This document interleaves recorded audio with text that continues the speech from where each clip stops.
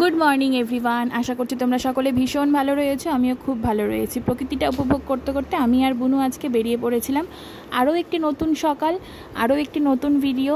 আমি সঙ্গীতা তোমাদের সাথে। আমার ভিডিওগুলো যদি তোমাদের ভালো লাগে অবশ্যই লাইক কমেন্ট শেয়ার করে আমার পাশে থেকো।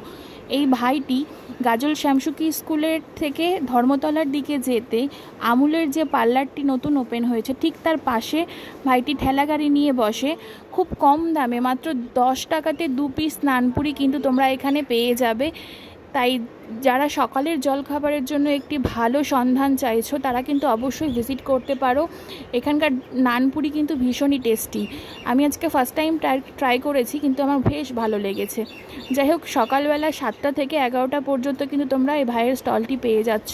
সেই জায়গাটাতেই বসে, দেখতেই পাবে তোমরা, রাস্তার ওপরেই আছে।